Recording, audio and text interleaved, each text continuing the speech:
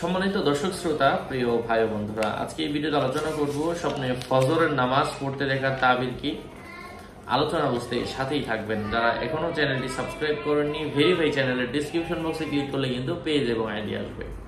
এটা ছাড়া অন্য কোনো পেজ নেই, আইডি নেই, ইমো নেই, হোয়াটসঅ্যাপ নেই। সাবধান, নাম ছবি দেখে বিভ্রান্ত হওয়া যাবে না। যাই হোক, কথা দীর্ঘায়িত না করে আমি মূল আলোচনা শুরু করছি। স্বপ্নে কোনো মানুষ যদি ফজরের নামাজ পড়তে দেখে, স্বপ্নদ্রষ্টা এমন কোনো কাজ শুরু করবে যার মাধ্যমে তার পরিবার পরিজনের মধ্যে সুখ শান্তির অভাব হবে না। স্বপ্নে জোহর, আসর বা এশার 2 রাকাত নামাজ কোনো মানুষ যদি পড়তে দেখে, স্বপ্নদ্রষ্টা কোথাও সফর করবে, কোথাও বের হবে। স্বপ্নদ্রষ্টা কোনো মহিলাকে দেখলে ওই দিন হতেই স্বপ্নদ্রষ্টা স্বপ্নে কোনো মানুষ যদি ফজরের নামাজ পড়তে দেখে কোনো নারী বিশেষ করে, তাহলে ওই দিন থেকেই তার মাসিক শুরু হওয়ার সম্ভাবনা রয়েছে। এটা নারীদের ক্ষেত্রে ব্যাখ্যা। স্বপ্নে কোনো মানুষ যদি দেখে যে সে কোনো কারণ ছাড়া ফজরের নামাজ বসে বসে পড়ছে, এর অর্থ হচ্ছে সে নিজে অলস প্রকৃতির হওয়ার সম্ভাবনা, তার আমল কবুল না হওয়ার সম্ভাবনা। স্বপ্নে কোনো মানুষ যদি ফজরের নামাজ নাপাক অবস্থায় পড়তে দেখে, সে নিজে অসুস্থ হওয়ার সম্ভাবনা রয়েছে। স্বপ্নে কোনো মানুষ যদি আরোহী অবস্থায় ফজরের নামাজ আদায় করতে দেখে, এর অর্থ হচ্ছে সে নিজে ওই দিন অতিরিক্ত ভয়ভীতির সম্মুখীন হওয়ার সম্ভাবনা রয়েছে। ঝগড়ার সময় কোনো মানুষ যদি ফজরের নামাজ পড়তে দেখে, সে নিজে ঝগড়ায় জয়ী হওয়ার সম্ভাবনা রয়েছে। স্বপ্নে কোনো মানুষ যদি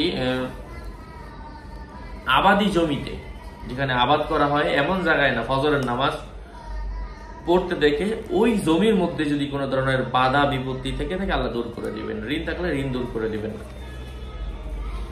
স্বপ্নে কোনো মানুষ যদি দেখতে পায় গোসলখানায় নামাজ পড়তে দেখে, ওই ফাসাদের লক্ষণ যা সে নিজেই শুরু করেছে।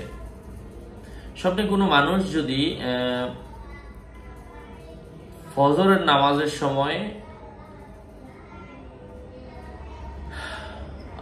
এটাকে বলা হয় সমকামিতা করা, ফজরের নামাজের সময় কারোর সাথে সমকামিতা করতে দেখে, এর অর্থ হচ্ছে সে নিজে মারাত্মকভাবে ক্ষতিগ্রস্ত হওয়ার সম্ভাবনা রয়েছে।